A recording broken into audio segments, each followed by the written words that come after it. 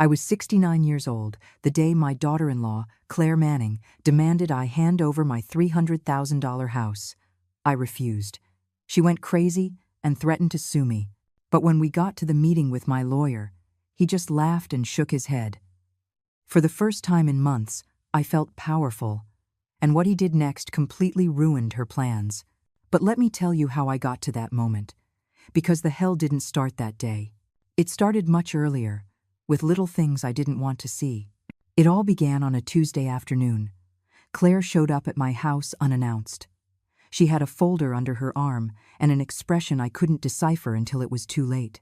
Michael, my son, trailed behind her, his hands in his pockets, his gaze fixed on the floor. He didn't even greet me with a kiss.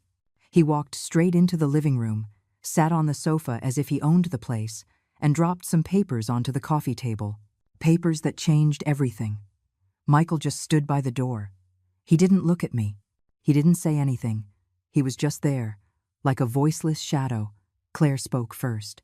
She told me it was for the best, that Michael needed a solid asset, that I was old now and it didn't make sense for a property of that value to stay in my name when they could make better use of it. She used the word use, as if I were a waste, as if my existence were an obstacle that needed to be removed. The house was worth $300,000. It wasn't a palace, but it was mine.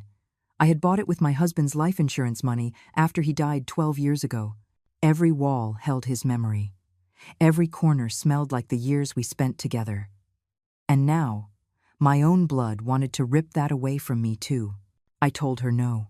It was the only thing I could say. A dry, firm no that came from somewhere deep inside I didn't even know still existed. Claire's brow furrowed. Michael looked up for the first time, but said nothing. No defense. No support. Just silence. Then her tone changed. She told me if I didn't sign willingly, she would find a way to make me do it unwillingly. That she had connections. That she knew lawyers. That she could prove I was no longer fit to manage my own assets. She said the word incapable with a cold smile, as if it were a gift wrapped in a threat. I got up from my chair. I asked them to leave. Claire gathered her papers calmly, as if she had already won. Michael looked at me for a second, and I swear I saw something in his eyes. Something like shame. But it wasn't enough. He said nothing. He did nothing.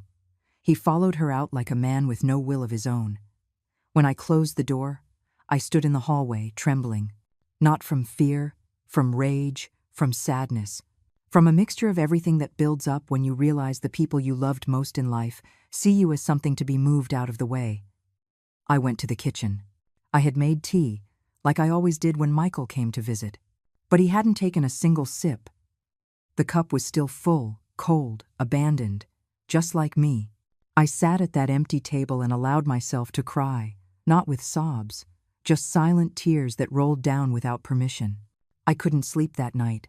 I stared at the ceiling, remembering the years when Michael was a boy, remembering when he would hug me before bed, when he told me I was the best mom in the world, when he promised he would always take care of me. And now here he was, standing by that woman's side, demanding I gift him my entire life. I thought about calling him. I picked up the phone several times, but I always put it back down on the nightstand. What was I going to say? That I was hurt? That I felt betrayed? That I needed him to choose just once to be on my side? No, I wasn't going to beg him. I wasn't going to humiliate myself any more than they already had. The following days were worse. Michael didn't call. Not a text. Not an apology. Nothing. Claire, on the other hand, did. She sent me a long message full of nice words and cold arguments. She said she was doing it for the good of the family, that I didn't understand the needs of the new generations, that they had plans, projects, dreams that required financial stability, and that my house was the solution. I read that message 5 times. Each time I got angrier. I deleted her number. I blocked her contact. But the damage was already done, because it wasn't just what she said. It was that Michael didn't defend me. It was that my own son had abandoned me to that woman. I started to remember things, little things I had ignored before. Like the time they organized a family dinner and didn't invite me. Michael told me it was an oversight. that they were very busy, that next time would be different. But there was never a next time. Or when I turned 68 and no one came to visit me. Claire posted photos on social media of a trip they took that same day, smiling, happy, without me. I always found excuses. I always justified it. I always said they were busy, that they had their own lives, that I couldn't demand their attention. But now it all made sense. It wasn't carelessness. It was intentional.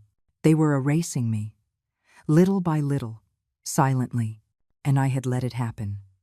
One afternoon, while I was cleaning the living room, I found an old photo. It was of Michael when he was 10 years old.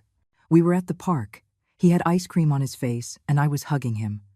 We were both laughing. I stared at that picture for hours. What had happened? At what point did that boy turn into a man who saw me as a problem? I cried again, but this time was different. Because along with the sadness, something else began to grow. Something cold, something hard. A certainty. I wasn't going to let them take the only thing I had left. I wasn't going to give away my dignity. I wasn't going to sign those papers. And if Claire wanted a fight, she was going to get one. I looked in my address book for the number of the lawyer who had helped my husband years ago. Stephen Wallace. A serious man, firm in his word, who had always been fair with us. I dialed his number with trembling hands. He answered on the third ring. I explained the situation. He listened in silence. When I finished, there was a long pause. Then he told me something I'll never forget. He told me not to worry, to come to his office the next day, and to bring every document I had on the house. That night I slept a little better, not because the problem was solved, but because for the first time in weeks, I felt like I wasn't alone, that someone was listening to me, that someone believed me, and that maybe, just maybe, there was still a way to get out of this with my head held high. That morning, I woke up with a knot in my stomach. It hadn't been a dream. It was all real. My son wanted to take my house, and I was alone, trying to understand how I had reached this point. I got up before dawn. I made coffee, even though I knew I wouldn't be able to drink it. I sat at the kitchen table, my hands trembling around the hot mug, and let my mind travel back. Because this hadn't started suddenly. There had been signs, small exclusions I had ignored, thinking they were coincidences. But now, with the pain fresh in my chest, it all made sense. I remembered last Christmas, Michael had called me 2 days before to tell me they wouldn't be able to come, that they had plans with Claire's family, that he was very sorry, that they would make it up to me later. I told him not to worry, that I understood, that it was normal for them to want to spend time with everyone. But on the afternoon of December 25th, while I was eating alone in front of the television, I saw the photos Claire had posted on social media. They were in my city, at a restaurant 15 minutes from my house, celebrating with friends, laughing, toasting. They weren't with her family. They were here, close. And they hadn't come to see me. I called Michael that night. I asked him if everything was okay. He said yes, that they were tired, that they'd had a long day. He didn't mention the restaurant. He didn't mention the photos. And I said nothing. I just swallowed the pain and moved on. Then there was my granddaughter Sophia's birthday, Michael's daughter. She was 7 years old, and I adored her. I bought her a pink dress I had seen in a store downtown. I spent more than I should have, but I wanted her to know her grandmother was thinking of her. I sent Michael a message, asking when I could stop by to drop it off. He replied 3 days later. He told me they were very busy, that it would be better to just leave it at the front desk of his apartment building. At the front desk, like it was any other package. As if I didn't even deserve 5 minutes to see my granddaughter. I left the dress wrapped with a big bow and a card that said, "My Sophia, with all my love, Grandma Eleanor." I never knew if she received it. They never called to thank me. I never saw a photo of her wearing it. Again, I told myself they were busy, that modern times were like this, that families didn't work like they used to, but the truth was different. The truth was they were pushing me away. I also remembered Mother's Day 6 months ago. I waited all morning for a call. Nothing. Around noon, I sent them a message. I told them I loved them, that I hoped to see them soon. Michael replied with a heart emoji. Nothing more. Not a word. Not an apology. Just an empty heart on a cold screen. Claire didn't respond. That night I saw her social media again. They had gone to lunch with Claire's mom. The photos showed a table full of food, flowers, hugs. Claire's mom was smiling, surrounded by her family. I was in my house, looking at those images, feeling invisible. There were more, many more times, like when they hosted a get-together to introduce the new neighbors in their building. I found out from a cousin who was there. She told me it had been a nice afternoon, that Michael had cooked, that everyone had brought something. I wasn't invited. When I asked Michael why they hadn't told me, he replied that it had been a last-minute thing, that they didn't want to bother me, that they knew I didn't get along well with a lot of people. A lie. I had always gotten along with everyone. I was always kind, generous, willing, but that was the excuse he used to justify my absence, or that time they had car trouble and needed money urgently. Michael called me crying.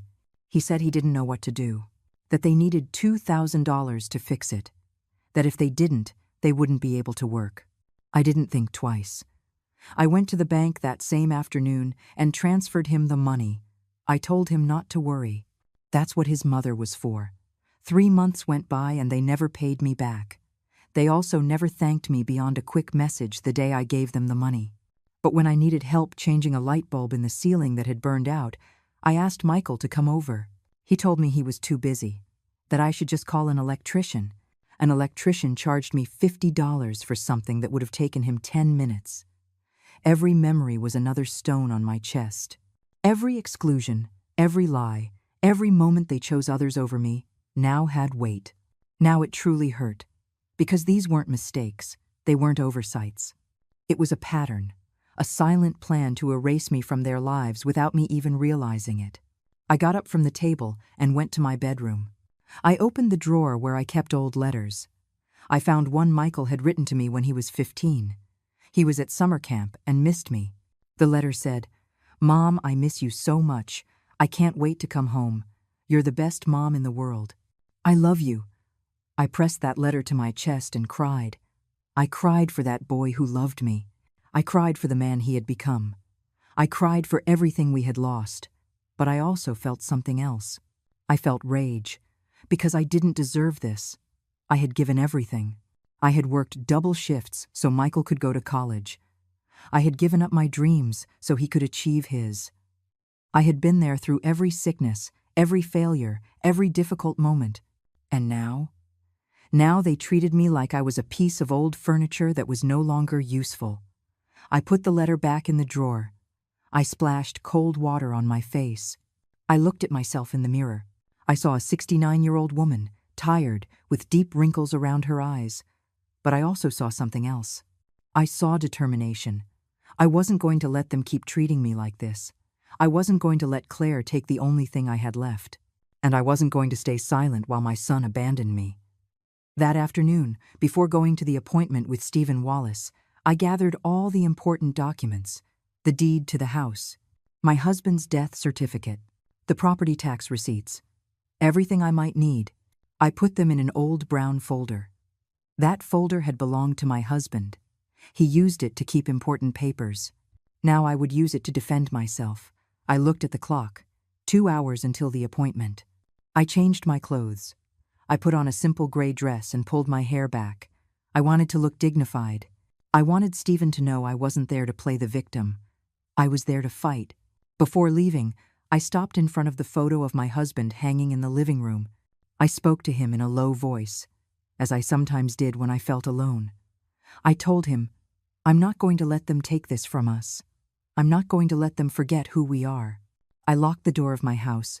I walked to the bus stop with the folder under my arm and my heart pounding. I didn't know what was going to happen in that meeting. I didn't know if Stephen could help me. But I knew one thing for sure. I was no longer going to be the woman who stayed quiet. I was no longer going to justify the unjustifiable. I was no longer going to let them erase me. I was going to fight. And if I had to do it alone, I would. The bus was crowded. I sat by the window and held the folder against my chest. Outside, the city rushed by, but I barely saw it. My mind was trapped on a single thought. My son had abandoned me. It wasn't a suspicion. It wasn't an exaggeration. It was a fact, and accepting it hurt more than any physical blow. Because it's one thing to be betrayed by a stranger, it's something else entirely when it's done by the person you carried in your womb. The person you gave everything to without asking for anything in return. I looked out the window and saw a young mother walking hand in hand with her son. The boy was laughing.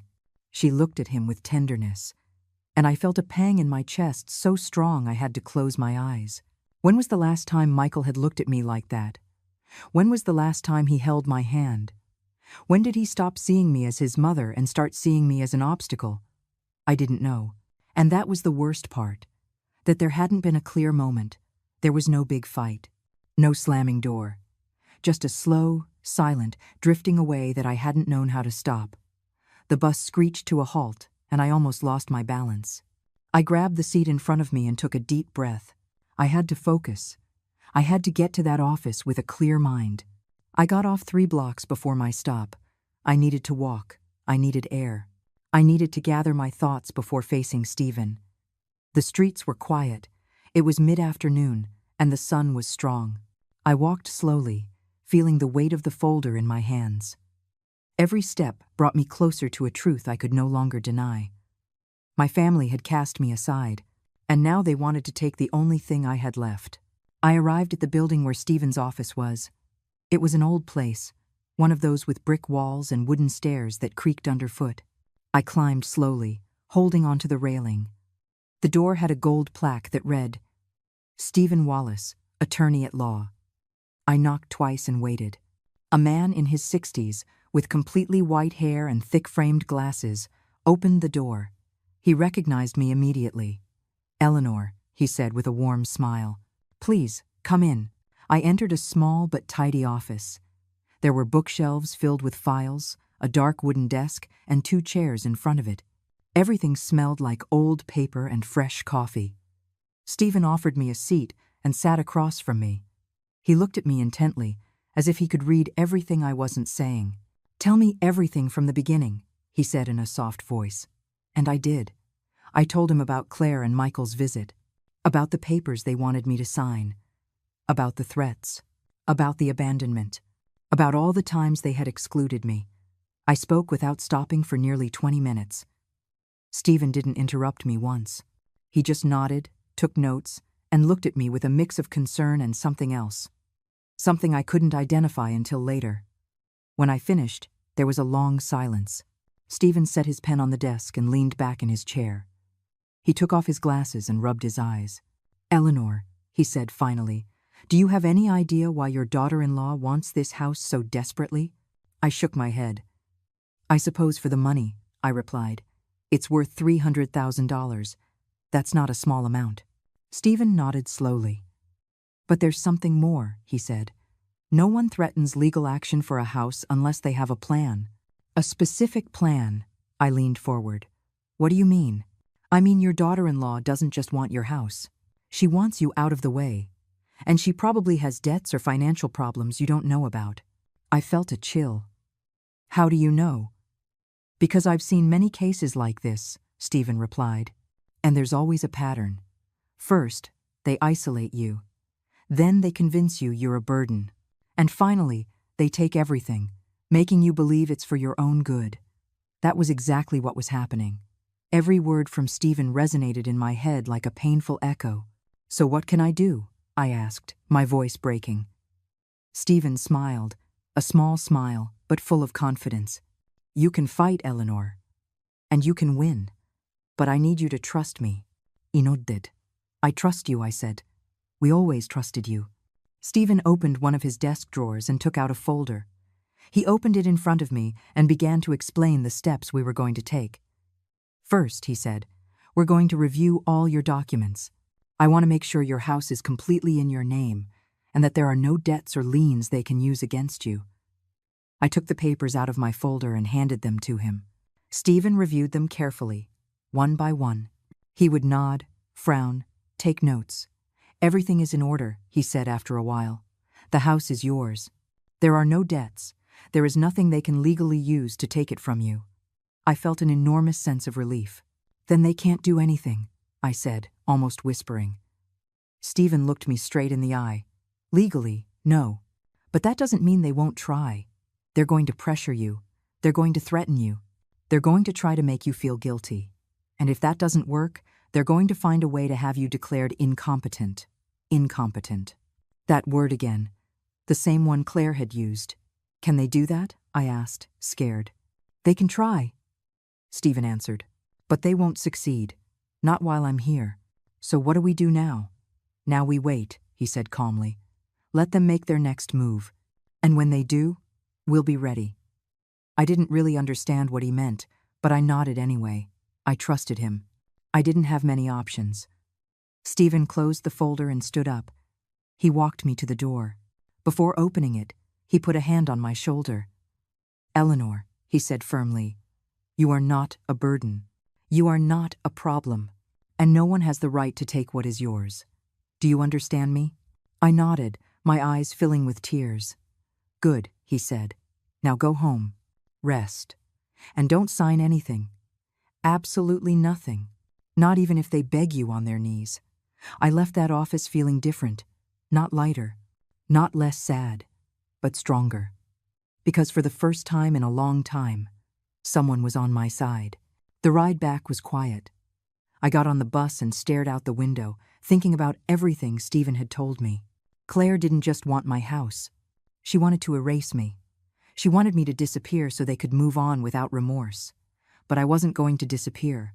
I wasn't going to sign. I wasn't going to give away my life. I got home as it was getting dark. I opened the door, turned on the lights, and stood in the living room, looking at everything around me. This house was mine. Every piece of furniture, every memory, every corner. I had bought it with my husband's insurance money. I had maintained it with my work. I had filled it with love for years, and no one was going to take it from me. I went to the kitchen and made myself some tea. I sat at the table and took a deep breath. I felt something inside me had changed. I was no longer the woman who justified everything. I was no longer the mother begging for attention. Now, I was a woman who knew her worth, and who was ready to fight for what was hers. That night, before bed, I received a message from Claire. I read it with a racing heart. It said, Eleanor, I hope you've reconsidered your decision. This doesn't have to be difficult. We just want what's best for everyone. Think about it. I didn't reply. I blocked her number, and I turned off my phone. I went to bed with the certainty that the battle was just beginning, but also with the certainty that I was no longer alone, and that this time I wasn't going to lose. 3 days went by with no news. 3 days where I woke up early, checked my phone, and found nothing. No messages from Michael, no calls from Claire, just silence. But it wasn't a peaceful silence. It was the kind of silence that makes your skin crawl, the kind of silence that comes before the storm. Stephen had told me to wait, to do nothing until they made the next move. So I waited, even though every minute felt like an hour. On the 4th day, my doorbell rang at 9 in the morning. I peeked through the window before opening. It was a man I didn't know. He was wearing a dark suit and carrying a briefcase. I opened the door just a crack. Yes? I asked cautiously. Mrs. Eleanor Reynolds? He asked in a formal voice. Yes, that's me. I have a court summons for you. He handed me a manila envelope. You need to sign here to confirm you received it. I felt the floor move beneath my feet. I signed with a trembling hand and took the envelope. The man left without another word. I closed the door and stood in the hallway, staring at that envelope as if it were a bomb about to explode. It had a courthouse seal and my name written in large letters. They had done it. Claire had followed through on her threat. I sat on the sofa and opened the envelope with clumsy fingers. Inside were several papers filled with legal words I could barely understand. But there was one phrase I understood perfectly. Petition for declaration of incapacity to manage assets. Claire was asking for me to be declared incompetent, to have my right to manage my own house, my own money, my own life, taken away. The tears started to fall uncontrollably. Not from sadness, from rage, from indignation. How dared they? How could they do this? I grabbed the phone and called Stephen. He answered on the second ring. I got a court summons. I told him, my voice breaking. They want to declare me incompetent. Calm down, Eleanor, he replied calmly. This is exactly what I expected them to do. Can you come to my office right now? Yes, I'm on my way. Bring all the papers. And Eleanor? Breathe. This isn't going to go the way they think. I hung up the phone, grabbed my purse, and ran out of the house. The bus took an eternity to arrive. When I finally got on, I sat by the window and clutched the papers to my chest. I arrived at Stephen's office almost breathless. I knocked on the door, and he opened it immediately. He ushered me in and closed the door behind me. Sit down, he said, pointing to the chair in front of his desk. Show me everything. I handed him the papers. Stephen read them carefully, shaking his head from time to time. When he finished, he put the documents on the desk and looked at me. And then something happened that I'll never forget. Stephen started to laugh. It wasn't a cruel laugh. It was a laugh of disbelief, of surprise, as if he had just read something ridiculous. He leaned forward, put his elbows on the desk, and shook his head. I can't believe they were this foolish, he said, still smiling. I looked at him, not understanding. Foolish? I asked, confused. What are you talking about? Stephen picked up the papers and pointed to a section. Look at this, Eleanor. They're basing their petition on the claim that you can't manage your assets because you supposedly have memory problems and make irrational decisions. Yes, I read that, I said, pained. They say I'm a confused old woman. Stephen smiled again. That's exactly the problem, he said. They don't have any medical proof, no psychological report, no document to back up that claim. It's just their word. And that's good for me? It's excellent for you, Stephen replied, because it means their case is weak, very weak. Any judge is going to ask for proof, and when they can't provide it, the case will fall apart on its own. For the first time in days, I felt like I could breathe. So they can't win, I said, almost whispering. Not only can they not win, Stephen said, leaning back in his chair. We're going to use this in your favor. How? Stephen opened a drawer and pulled out another folder. He placed it in front of me and opened it. While they were wasting their time building this ridiculous case, I did some research of my own. What kind of research? On your daughter-in-law, Stephen replied. Claire Manning. I felt a chill. What did you find? Stephen took several papers from the folder and placed them on the desk, one by one. Debts. Eleanor. A lot of debts. I leaned forward to see better. There were bank statements, credit reports, collection notices. Claire has debts of over $80,000, Stephen continued. Credit cards, personal loans, a car loan she hasn't paid in 6 months. She's drowning financially. How did you get this? I asked, astonished. I have connections, Stephen replied with a smile. And when someone tries to harm a client of mine, I make sure I know exactly who we're dealing with. I looked at the papers, unable to believe what I was seeing. $80,000. Claire was desperate for money.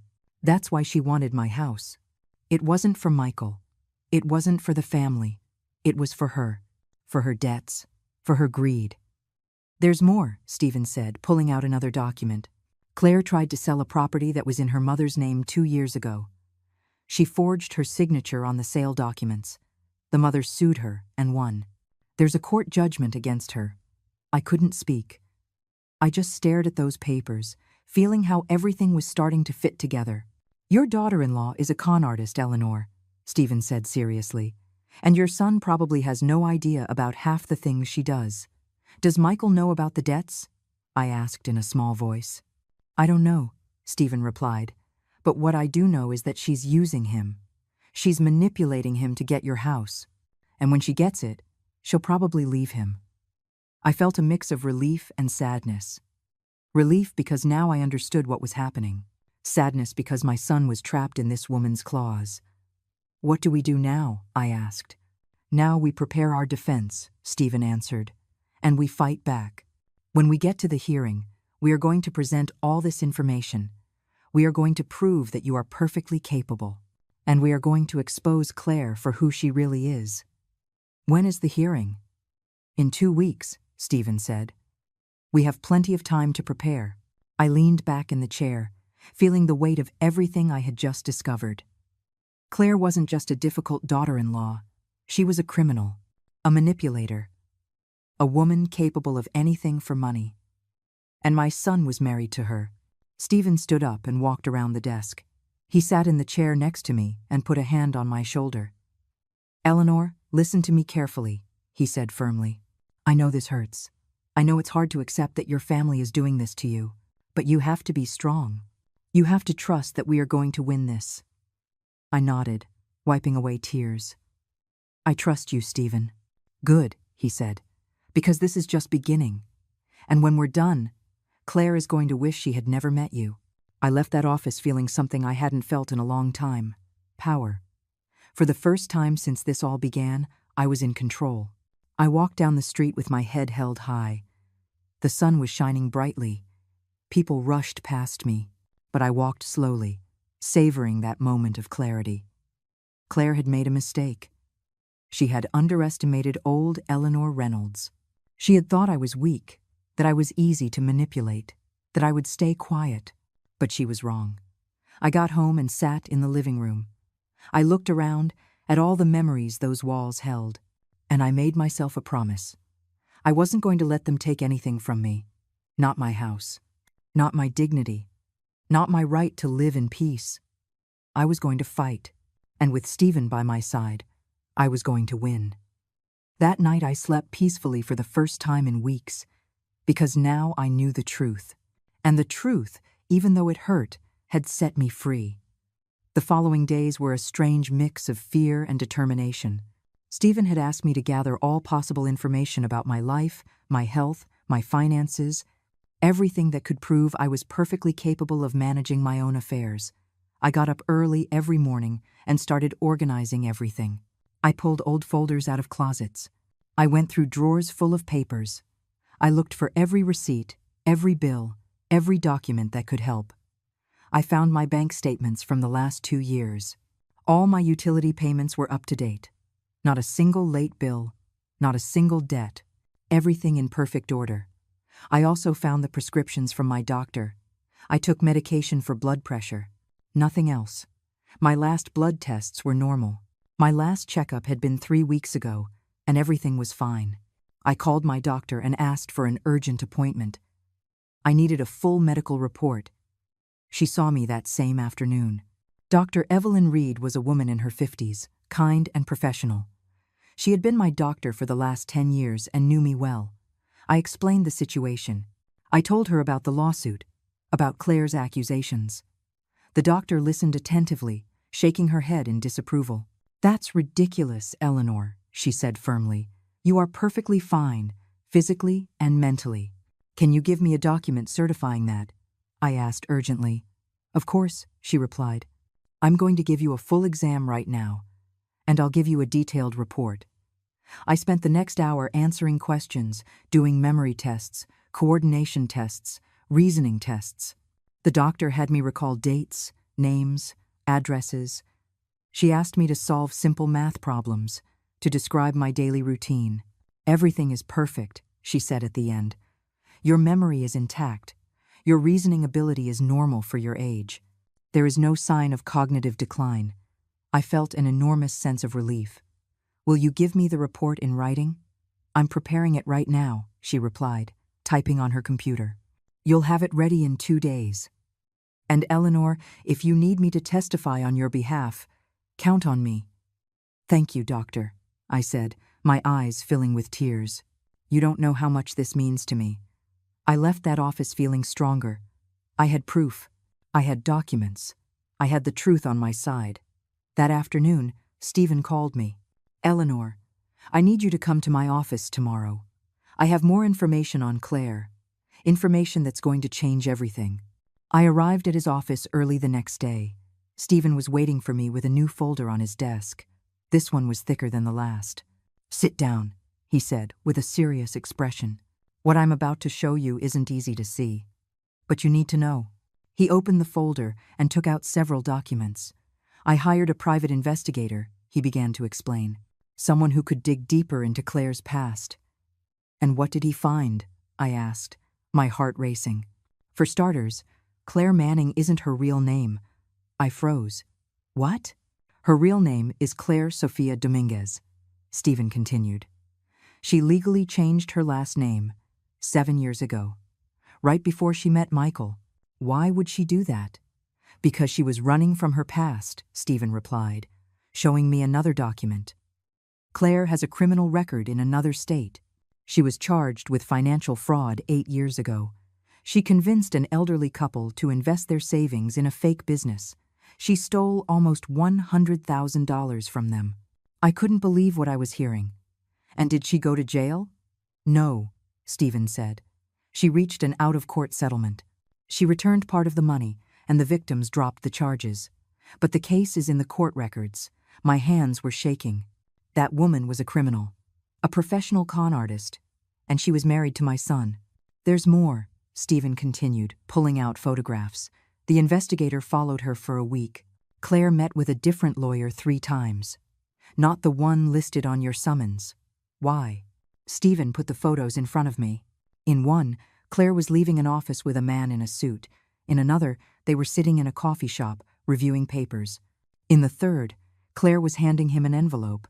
That lawyer specializes in wills and estates, Stephen explained.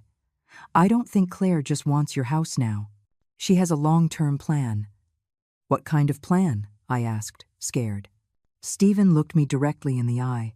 I think she's planning something more serious, Eleanor. If she manages to have you declared incompetent, she and Michael would become your legal guardians. They would have total control over your assets. And after that, he paused, but I understood what he wasn't saying. After that, anything could happen. I finished the sentence in a trembling voice. Stephen nodded. I've seen cases like this before. Elderly people declared incompetent, isolated from their families, stripped of everything. And sometimes, Eleanor, those people end up in nursing homes where no one visits them, where no one remembers them. I felt a coldness run through my entire body. Claire didn't just want my house. She wanted to make me disappear, erase me completely from my son's life, from my granddaughter's life, from my own life. I'm not going to let that happen, I said with a firmness that surprised even me. I know, Stephen replied with a smile. That's why we're gathering all this evidence. When we get to that hearing, we are going to expose everything, every lie, every fraud, every evil plan of that woman. Does Michael know any of this? I asked painfully. I don't think so, Stephen said. Everything indicates he's being manipulated. Claire is an expert at that. She knows how to control people, how to make them believe she's the victim. I have to talk to him, I said, getting up from the chair. Stephen stopped me. No, Eleanor, not yet. If you tell him anything now, he'll tell Claire, and she'll change her strategy. We need the element of surprise. But he's my son, I said with tears. I can't just leave him in that woman's hands without doing anything. And you're not going to, Stephen assured me. But you have to trust the process. When the time comes, Michael will see the truth. I promise you. I sat back down, wiping my tears. Stephen was right. I couldn't risk Claire finding out what we knew. We spent the next 2 hours reviewing every document. Stephen took notes, organized the evidence, prepared our strategy. We're going to need witnesses, he said at one point. People who can testify that you are perfectly capable. Do you have close friends? Neighbors who know you well? I thought of Carol, my neighbor for years. A woman my age who lived in the house next door. We had coffee together every week. She knew me better than anyone. Yes, I replied. I have Carol. She can testify for me. Perfect, Stephen said, writing down the name. Talk to her. Explain the situation. And tell her we'll probably call her to testify. I will, I promised. Stephen closed the folder and leaned back in his chair. Eleanor, he said seriously, I want you to be prepared for what's coming. The hearing won't be easy. Claire is going to lie. She's going to cry. She's going to try to paint you as a confused old woman. She'll say she only wants to protect you. I nodded. I know. But we have the truth, Stephen continued, and the truth always wins. It might take time. It might hurt. But in the end, it always wins. I left his office with the folder full of evidence under my arm. I walked through the streets feeling the weight of everything I had discovered. Claire was worse than I had imagined. She wasn't just an ambitious daughter-in-law. She was a criminal, a professional liar, a woman with no morals. And my son was married to her. My son, who was once a sweet, loving boy, was now trapped in that woman's web. I got home and went straight to Carol's house. I knocked on the door, and she opened it with a smile. "Eleanor, what a surprise," she said, inviting me in. "Want some coffee?" "Yes, please," I replied. "And I need to talk to you. It's important." We sat in her kitchen, and I told her everything, every detail, every document, every painful truth. Carol listened without interrupting, shaking her head in disbelief. When I finished, she took my hands in hers. "Eleanor, that woman is a monster," she said firmly. "Of course I'll testify for you. I'll tell the judge the truth, that you are one of the most capable and dignified women I know." "Thank you, Carol," I said with tears. "You don't know how much I needed to hear that." That night, as I was getting ready for bed, I felt something different. It wasn't just determination, it was certainty. Certainty that I was going to win, that I was going to expose Claire, that I was going to get my son back, because now I had everything I needed. Proof, witnesses, the truth. And the truth, as Stephen had said, always wins. It was 5 days until the hearing. 5 days that felt like an eternity and a split second at the same time. Stephen had told me to be ready for anything, that Claire would probably try something before the court date. And he was right. It was a Tuesday afternoon when Michael showed up at my door. Alone, without Claire. He rang the doorbell twice and waited. I looked through the window and felt my heart tighten. My son was there, standing on the doorstep of the house where he grew up, his hands in his pockets, his gaze lost. I opened the door slowly. "Hi, Mom," he said in a low voice. "Hello, Michael," I replied, maintaining my composure. "Can I come in?" he asked. "I need to talk to you." I hesitated for a second, but finally stepped aside. He came in and stood in the living room like a stranger in his own home. "Want some coffee?" I offered out of habit. "No, thanks," he replied. "I just want to talk." We sat on the sofa, side by side, but with an immense distance between us. Michael stared at the floor. I waited. "Mom," he finally began, "I know things are difficult. I know you and Claire don't get along. But this doesn't have to go to court." "I'm not the one taking this to court, Michael," I said calmly. "Claire did. She sued me. She accused me of being incompetent." He rubbed his face with his hands. "I know, Mom. I know. But she's worried about you. We're worried about you." "Worried?" I repeated, feeling the anger rise. "Michael, your wife wants to take my house. She wants to declare me incompetent. And you're telling me she's worried?" "She thinks it's for the best," he insisted, not looking at me. "She thinks you can't take care of yourself anymore. That you need help." "I don't need help," I said firmly. "I pay my bills. I go to my doctor's appointments. I maintain my house.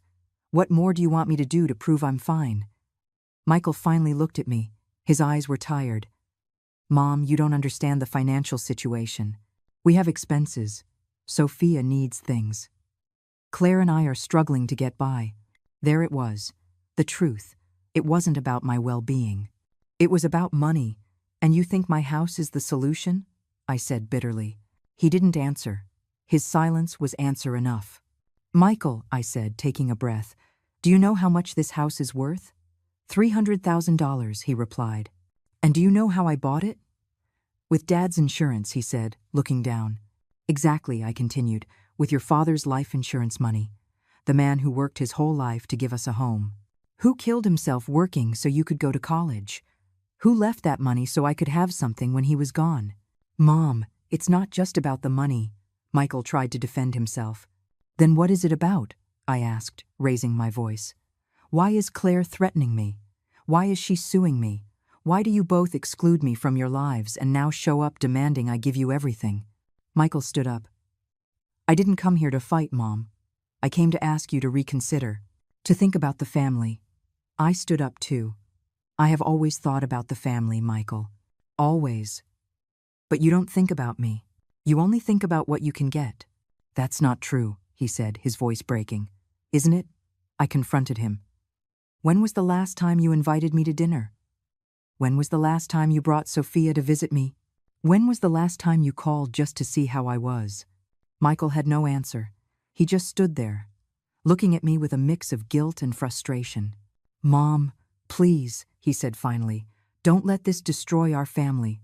I'm not destroying anything, I replied, tears in my eyes. You two already did. Michael walked to the door. Before leaving, he stopped and turned around. Claire was right, he said coldly. You're not the same. You've become bitter. Selfish. Those words hit me like a rock in the chest. Leave, I told him, barely a whisper. Get out of my house. And he left. The door closed, and I was left alone in the middle of the living room, shaking with rage and pain. I sank onto the sofa and cried. I cried for the son I had lost. I cried for the words he had said to me. I cried because he had called me selfish when I had given him everything. But in the midst of the pain, I also felt something else. I felt clarity. Michael was completely under Claire's control. She had brainwashed him. She had made him believe I was the problem. I picked up the phone and called Stephen. I told him what had happened. He listened in silence. That was to be expected, he said when I finished. That was Claire's last attempt to make you sign. She sent Michael to manipulate you emotionally. It's a classic tactic. Well, it didn't work, I said, wiping my tears. I know, Stephen replied, proud. And that's going to make her more desperate. Stay alert, Eleanor. Don't open the door to anyone you don't know. Don't sign anything. And if they come looking for you again, call me immediately. I will, I promised.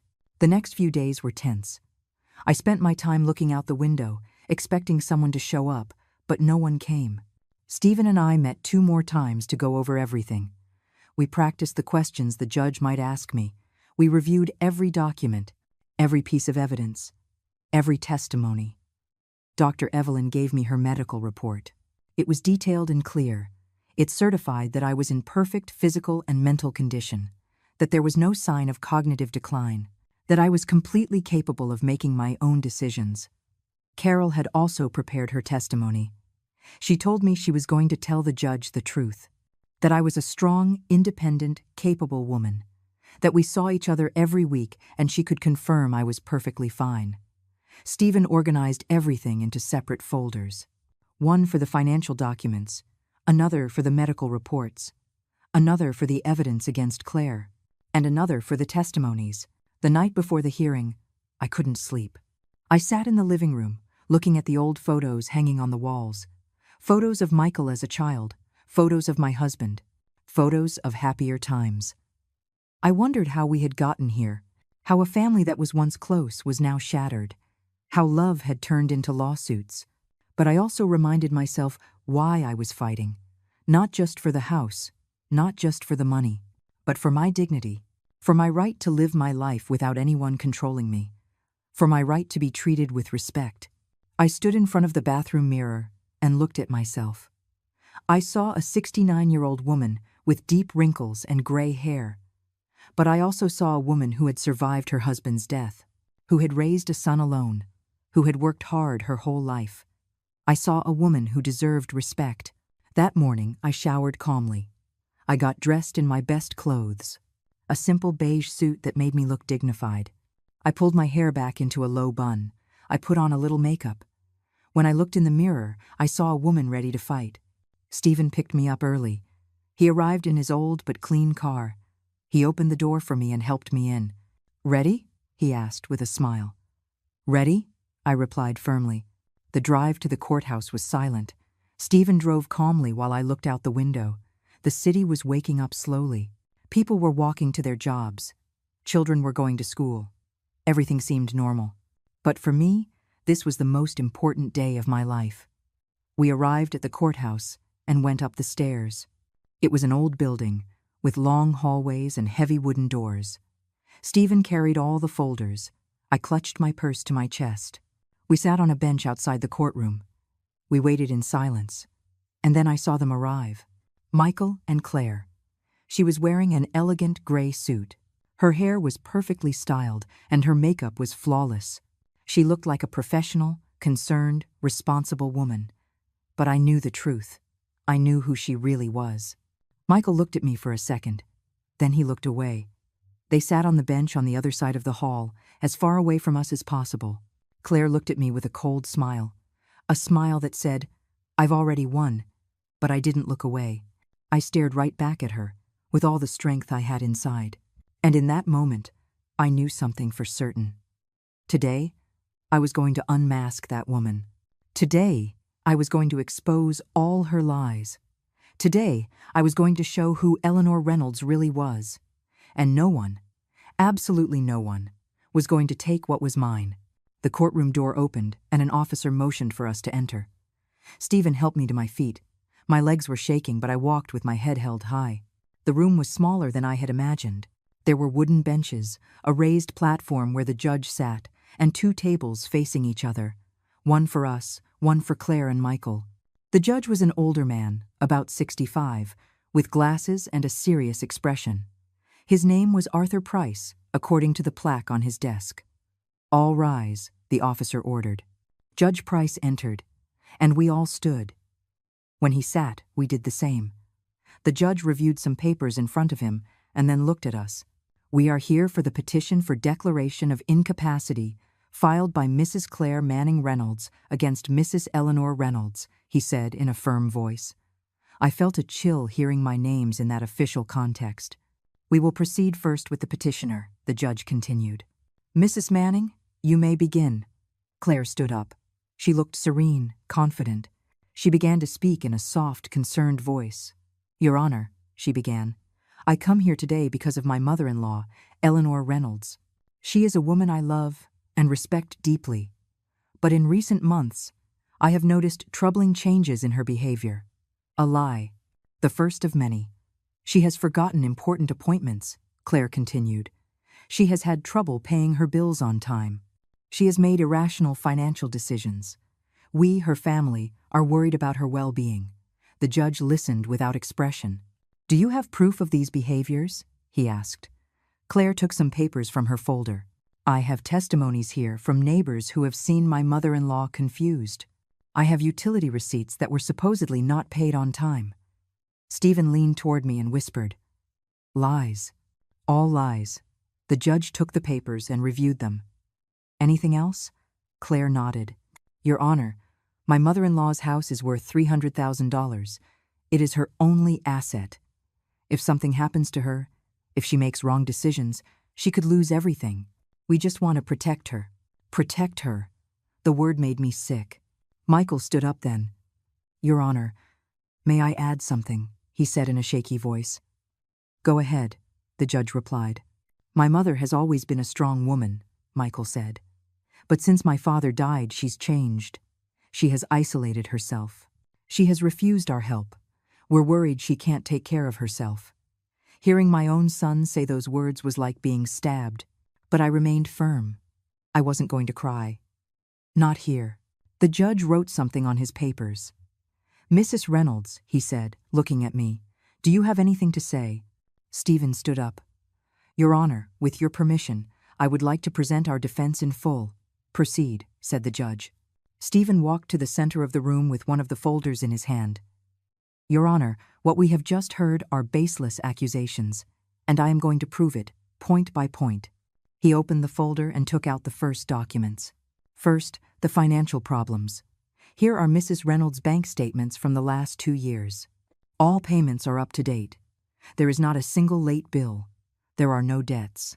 He handed the papers to the judge. He reviewed them carefully. "Second," Stephen continued, "the alleged mental deterioration.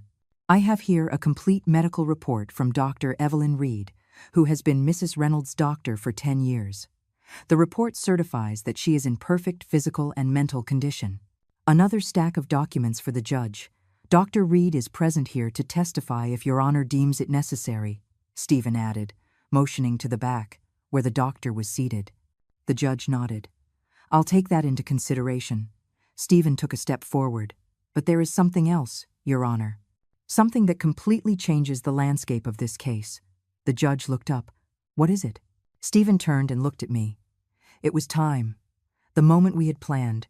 Your Honor, Stephen said in a firm voice, Mrs. Claire Manning is not here out of concern. She is here out of greed. Claire immediately jumped to her feet. That's a lie, she shouted. How dare you? Order, the judge said, banging his gavel. Mrs. Manning, sit down. Counselor, present your evidence. Stephen took out another folder. This was the thickest one, the one that held all the truth. Your Honor, Mrs.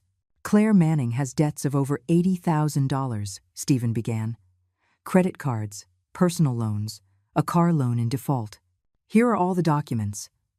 He handed the papers to the judge. Claire had turned pale. Furthermore, Stephen continued, Mrs. Manning has a criminal record. She was charged with financial fraud 8 years ago. She swindled an elderly couple out of almost $100,000. No, Claire whispered.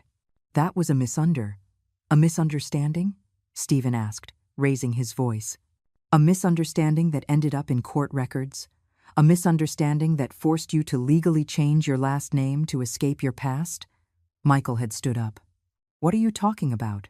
He asked Claire. What is all this? Claire didn't answer. She just stared at the floor. And there's more, Your Honor, Stephen continued, relentless. Mrs. Manning has been secretly meeting with a lawyer who specializes in estates. We believe her plan is not only to get Mrs. Reynolds' house, but to have her declared incompetent to control all her assets and eventually get rid of her. That's insane, Claire shouted, her eyes filled with tears. I love my mother-in-law. You love her? Stephen asked. Is that why you excluded her from family events? Why you didn't let her see her granddaughter? Why you systematically isolated her for months to justify this lawsuit? Claire began to cry. But she no longer looked like a concerned woman. She looked like a trapped woman. Your Honor, Stephen said, turning back to the judge. I have witnesses who can confirm that Mrs. Reynolds is perfectly capable. I have documents that prove Mrs. Manning is a con artist with a record. And I have proof that this whole thing is nothing but a scheme to rob an elderly woman of her only asset. The judge looked at the documents, his brow furrowed. He took several minutes to review everything. The silence in the room was thick. Finally, the judge looked up. Mrs. Manning, he said in a severe voice, is it true you have a criminal record for fraud? Claire didn't answer. She just cried. Answer the question, the judge ordered. Yes, she finally said in a broken voice. But it was a long time ago. I've changed. And is it true you have $80,000 in debt? Claire nodded, unable to speak. The judge leaned back in his chair. Mr. Reynolds, he said, looking at Michael. Did you know about your wife's past? Michael shook his head. He was pale as a ghost. No, he whispered. I didn't know anything. The judge closed the folder in front of him and looked at all of us. I've heard enough, he said firmly. This petition for declaration of incapacity is entirely without merit. Mrs. Eleanor Reynolds has proven she is in perfect physical and mental condition to manage her own affairs. I felt the air return to my lungs. Furthermore, the judge continued, the accusations presented by the petitioner appear to be motivated by financial interest and not genuine concern. Therefore, I dismiss this petition in its entirety. He banged the gavel. Case closed. Claire collapsed in her chair. Michael just stood there, looking at me with an expression I couldn't interpret. Surprise? Shame? Regret? Stephen put a hand on my shoulder. We won, Eleanor, he whispered. We won. The judge stood up and left the room. The officer told us we could leave. I stood up slowly. My legs were still shaking, but now it was from relief, from victory. Claire ran out of the room without looking at anyone. Michael stayed a moment longer, looking at me from a distance. Mom, he said, taking a step toward me, but I held up a hand. Not now, Michael, I said in a firm voice. Not now. He nodded and left after Claire. Stephen hugged me. You did incredible, Eleanor, he said. I'm proud of you. We left the courthouse together. Outside, the sun was shining brightly. I took a deep breath, feeling the fresh air fill my lungs. Dr. Evelyn and Carol were waiting for me outside. They ran to me and hugged me. We knew you were going to win, Carol said with tears of joy. "You're an amazing woman, Eleanor," the doctor added. The four of us stood there, under the sun, savoring this victory that had cost so much pain. But I knew this wasn't over. I had won the legal battle. But the battle to get my son back was just beginning. 2 weeks passed after the hearing. 2 weeks in which my house once again felt like a home and not a battlefield. 2 weeks in which I could finally sleep in peace. Stephen had called to tell me that Claire had withdrawn any intention of appealing. The case was closed. My house was still mine. My life was still mine. But there was an emptiness that wasn't filled. Michael hadn't called.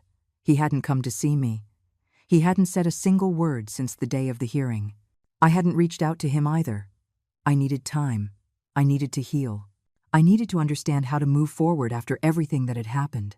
One Thursday afternoon, I was watering the plants in the yard when I heard footsteps behind me.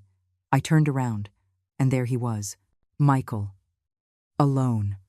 With red eyes and an expression of pain I had never seen on him. "Mom," he said in a broken voice, "can we talk?" I set the watering can on the ground and looked at him. For a moment, I thought about telling him no, about closing the door on him like he had closed his heart to me so many times. But he was my son, and, despite everything, I still loved him. "Come in," I said simply. We went into the living room. Michael sat on the sofa where he had played so many times as a child. I sat across from him in my husband's chair. "I don't know where to start," he said after a long silence. "Start with the truth," I replied calmly. Michael took a deep breath. "I divorced Claire," he said, "a week ago. She's out of my life." I felt a mix of relief and sadness. "And Sophia?" "Sophia is with me," he replied. "Claire tried to take her, but the judge gave me custody. Especially after she found out about Claire's entire history." "Her entire history?" I asked. Michael nodded, his head bowed. "After the hearing, I hired an investigator. I needed to know who I had been married to all these years, and what I found." "Mom, you have no idea. Tell me," I said. "Claire didn't just have debts and a criminal record," he began to explain. "I found out she had been married before, twice, and in both cases, she had done the exact same thing. She would marry men who had elderly parents with property. She would manipulate them, get access to the inheritances, and then she would disappear." I was frozen. It was worse than I had imagined. "I was the third mom," Michael continued, tears in his eyes. "The third idiot who fell into her trap. And I almost lost you because of it." Tears started to roll down his cheeks. I just looked at him, not knowing what to say. "She convinced me you were changing," he said, "that you were becoming difficult, that you didn't love Sophia, that you were rejecting us. It was all a lie. All of it. And I believed her." "Why?" I asked, pained. "Why did you believe her and not me?" Michael covered his face with his hands. "Because it was easier, Mom. Because she made me feel like I was the hero, that I was protecting my family. Because I was a coward who didn't want to see the truth. The silence between us was dense, heavy, filled with years of accumulated pain. When Dad died," Michael continued, "I was lost. I didn't know how to be a man without him. I didn't know how to take care of you. I didn't know how to be a son. And when Claire showed up, she filled that void. She made me feel strong, important. But it was all a lie. I closed my eyes. The pain in his voice was real. But the pain he had caused me was also real." "Mom," Michael said, kneeling in front of me, "I know I don't deserve your forgiveness. I know I failed you in the worst way possible. I abandoned you when you needed me most. I let that woman almost destroy you, and I can never erase that." I opened my eyes and looked at him. My son, kneeling in front of me, crying like I hadn't seen him cry since he was a child. "But I'm asking you for a chance," he continued. "A chance to show you I can be the son you deserve. A chance for Sophia to truly know her grandmother. A chance to rebuild what I destroyed." I reached out my hand and touched his face. "Michael," I said softly, "you broke my heart. You made me feel invisible. You made me doubt my worth as a mother." "I know," he whispered. "But you are still my son," I continued. "And I am still your mother. And a mother's love isn't erased by mistakes, no matter how big they are. Michael took my hand and pressed it against his cheek. I'm so sorry, Mom. I'm so sorry. I let him cry. I let him get out all the pain, all the guilt, all the regret, and I cried too. I cried for everything we had lost, for everything we had suffered. But I also cried with relief, because my son had come back. We stayed like that for a long time, until the tears dried up and all that was left was the warm silence of a family beginning to heal. Want some coffee? I finally asked. Michael smiled for the first time. I'd love some. Mom. I went to the kitchen and made coffee like I used to when he came to visit as a boy, with 2 spoonfuls of sugar and a little milk. I still remembered how he liked it. We sat at the kitchen table, drinking coffee in silence. It was a different silence. It wasn't uncomfortable. It was the silence of 2 people learning how to be together again. Sophia asks about you, Michael said after a while. Every day she asks me when she's going to see Grandma Eleanor again. I felt my heart fill up. Really? Michael nodded. Claire told her you didn't want to see her, that you were mad at her. But Sophia never fully believed her. She has always loved you. I want to see her, I said urgently. I want to make up for lost time. We can come tomorrow, Michael offered, if you want. Yes, I replied. Please. Michael finished his coffee and stood up. I have to go, he said. Sophia gets out of school in an hour, and I have to pick her up. I walked him to the door. Before leaving, he stopped and hugged me. A long, strong hug, like the ones he used to give me when he was a child. I love you, Mom, he whispered. And I'm going to spend the rest of my life proving I deserve your forgiveness. I already forgave you, Michael, I said, hugging him tighter. Now you have to forgive yourself. He left with a sad but hopeful smile. I stayed at the door, watching him walk away, feeling something inside me begin to heal. The next day, the doorbell rang at 4 in the afternoon. I opened the door, and there was Sophia, my granddaughter, 8 years old, with her huge smile. Grandma, she shouted, throwing herself into my arms. I hugged her with all my strength, feeling the tears come back. My girl, my precious girl. I missed you so much, she said, her little face against my shoulder. I missed you too, my love, I replied, every single day. We spent the whole afternoon together. I made her favorite snack, cookies and hot chocolate. We played in the yard. I showed her the old photos of when her dad was a boy. We laughed. We talked. We made up for lost time. Michael watched us from the kitchen doorway with a smile. Thank you, Mom, he said in a low voice. Don't thank me, I replied. This is how it always should have been. That night, after they left, I sat in the living room and looked around. The house felt different. It felt alive. It felt like a home again. Carol came to visit the next day. She wanted to know how I was. I told her everything. About Michael. About Sophia. About the reunion. I knew they'd be back, she said with a smile. True love always finds its way back. The following weeks were the happiest I had had in years. Michael came to visit me twice a week.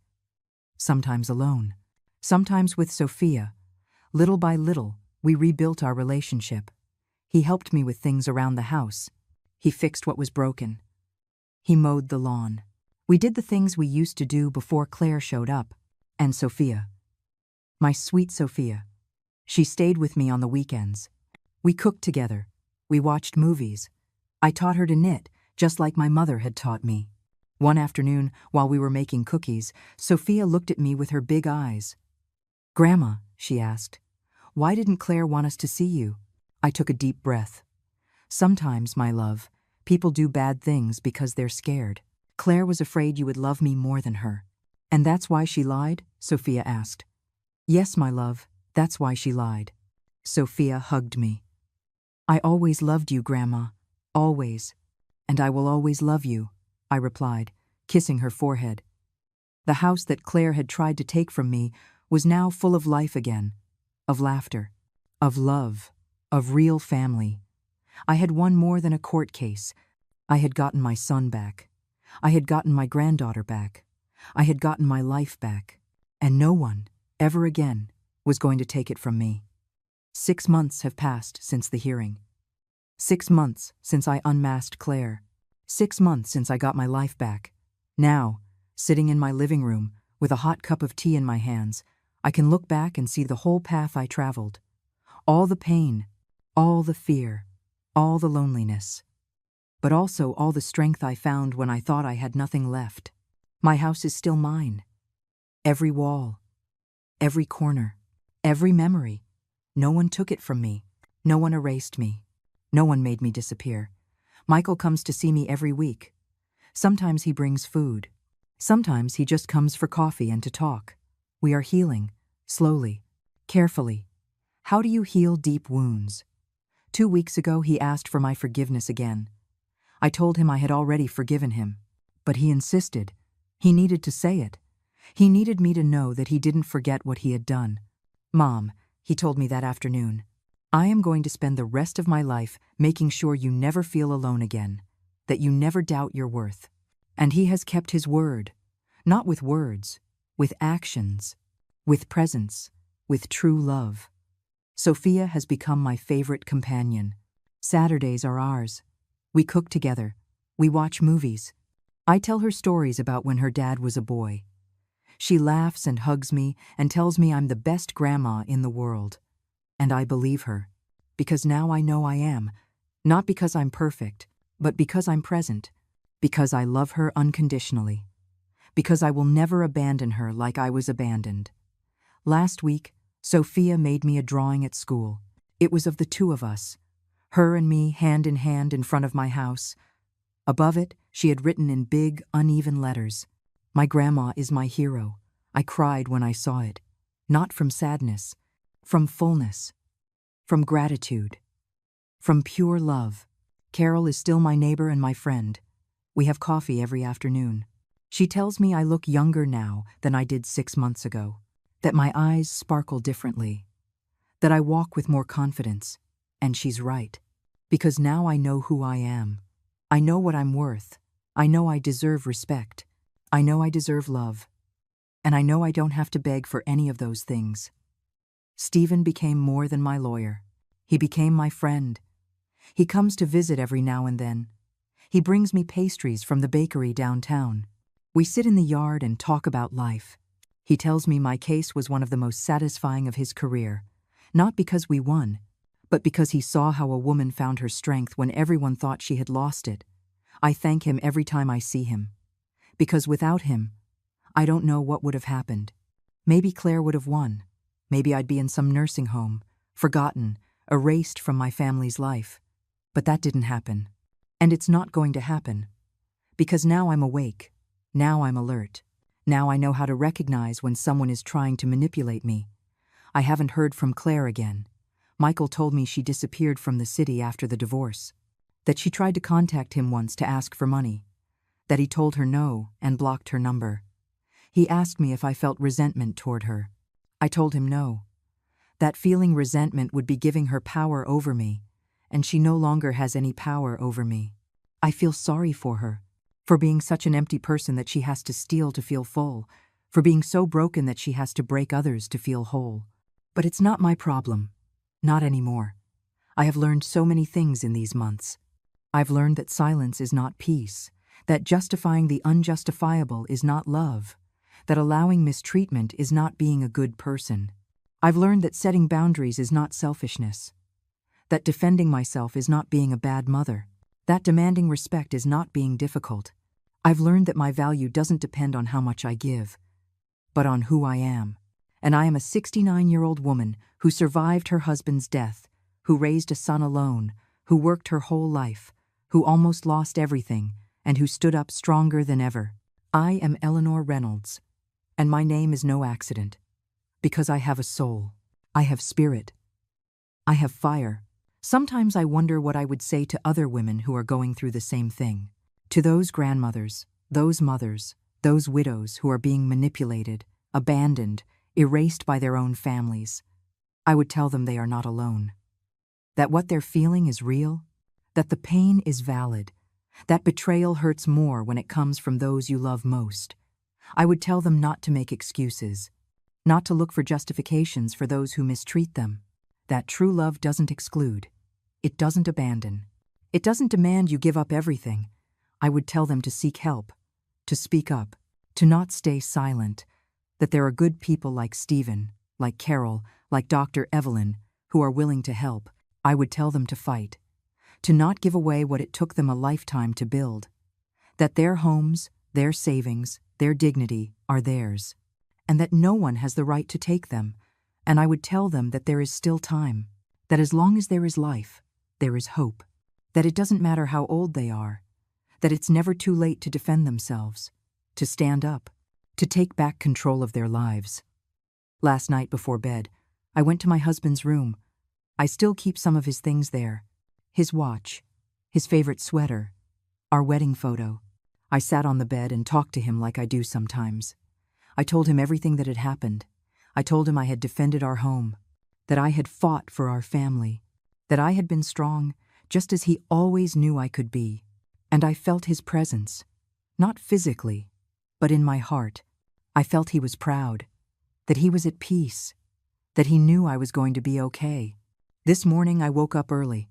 I made coffee. I went out to the yard to water the plants. The sun was just starting to rise, and the air was cool. I looked at my house from the outside. This house I almost lost. This house that represents everything I am, everything I've worked for, everything I love. And I smiled. Because it's still mine. Because I'm still me. Because no one could take away what really matters. My dignity. My strength. My self-worth. Michael is coming for lunch today. He's bringing Sophia. We're going to eat in the yard like we used to. We're going to laugh. We're going to remember. We're going to build new memories on the rubble of the old ones. And tonight, when everyone leaves and I'm alone in my house, I'm going to sit in my living room, in my favorite armchair, and I'm going to feel gratitude. Gratitude for having survived, for having fought, for having won. Gratitude for the people who supported me. For those who believed in me when I had almost stopped believing in myself. Gratitude for every tear I shed, because those tears cleansed me, they freed me, they transformed me. And gratitude for this second chance, to be able to watch my granddaughter grow, to be able to rebuild my relationship with my son, to be able to live my last years in peace, surrounded by true love, because that's what I deserve. That's what we all deserve. We don't deserve to be erased. We don't deserve to be manipulated. We don't deserve to be treated as if we are a problem. We deserve love. We deserve respect. We deserve dignity. And if we have to fight for it, we fight. Calmly. With strategy. With the truth on our side. Because the truth always wins. It might take time. It might hurt. But in the end, it always wins. I won. And you can win too. You just have to take the first step. Seek help. Speak up. Don't stay silent. And remember that as long as there is life, as long as there is breath, as long as there is strength in your heart, there is always hope. There is always a way to rise. There is always a way to reclaim what is ours. Now I ask you, all of you who are listening to me, all of you who have lived through something similar, have you ever felt like they were trying to erase you from your own story? Have you ever had to fight for what was yours? Have you ever felt invisible in your own family? If the answer is yes, I want you to know that I see you, that I hear you, that your pain is real and valid, and that it is never, ever too late to get your voice back. I am Eleanor Reynolds. I am 69 years old, and this is my story. A story of pain, of betrayal, of loss, but also a story of strength, of dignity, of victory. And if I could do it, you can too. Never forget that.